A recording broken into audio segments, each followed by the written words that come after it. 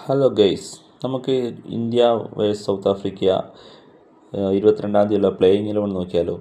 ഇന്ത്യയുടെ സായുധ 11 വരുന്നത് അഭിഷേക് ശർമ്മ, ഇഷാൻ കിഷൻ. അഭിഷേക് ശർമ്മയ്ക്ക് പകരം ചിലപ്പോൾ സഞ്ജു സാംസൺ കളിക്കും, ഇല്ലെങ്കിൽ അഭിഷേക് ശർമ്മ, ഇഷാൻ കിഷൻ, തിലക് വർമ്മ, സൂര്യകുമാർ യാദവ്, ഹർദിക് പാണ്ഡ്യ, ശിവൻ ദൂബെ, അക്സർ പട്ടേൽ, ഹർഷദീപ് സിംഗ്, ജസ്പ്രീത് ബുംറ, വരുൺ ചക്രവർത്തി. ഇങ്ങനെയായിരിക്കും ഇന്ത്യയുടെ പ്ലേയിങ് 11 വരുന്നത്.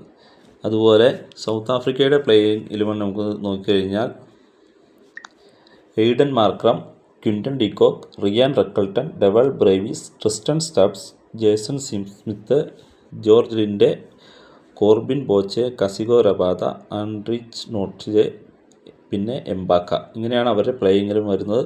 ഇനി അതിൽ ചിലപ്പോൾ ഒരു മാറ്റം വരാൻ സാധ്യതയുള്ളത് എംബാക്കയ്ക്ക് പകരം കേശവ് മഹാരാജ് ചിലപ്പോൾ ടീമിൽ വരാൻ സാധ്യതയുണ്ട്. സഞ്ജു സാംസണ് വളരെയധികം ചാൻസ് ഉണ്ട് വരാനായിട്ട്. കാരണം അഭിഷേക് ശർമ്മ 3 കളിയിൽ ഡെക്കാണ്.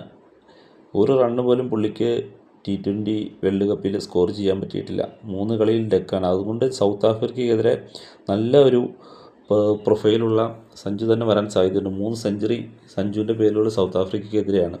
അപ്പോൾ സഞ്ജുവിന് ഒരു ചാൻസ് ഉണ്ട്. ഇനിയിപ്പോൾ ഇന്ത്യൻ ടീമിൻ്റെ എന്താ നമുക്കറിയില്ല. പിന്നെ തിലക് വർമ്മയുടെ ഒരു സ്ലോ കളിയും ഇന്ത്യയിലെ സ്കോറിങ്ങിനെ ബാധിക്കുന്നുണ്ട്. ഇനിയിപ്പോൾ അതിന് പകരം തിലക് വർമ്മയ്ക്ക് പകരവും വരുമോ ഇല്ലയെന്ന് നമുക്ക് കണ്ടറിയണം. എന്തായാലും ഇന്ത്യയുടെ പ്ലേയിങ്ങിൽ ഇങ്ങനെ ആയിരിക്കും. മറ്റേ വാഷിങ്ടൺ സുന്ദറിന് പകരം എന്തായാലും അക്സർ പട്ടേൽ ഉണ്ടാവും. അപ്പം 22-ാം തീയതി അഹമ്മദാബാദിലാണ്. നല്ല ഹൈ റൺ പിച്ചാണ്. അപ്പോൾ നമുക്ക് അടുത്ത വീഡിയോയുമായി കാണാം. ബൈ.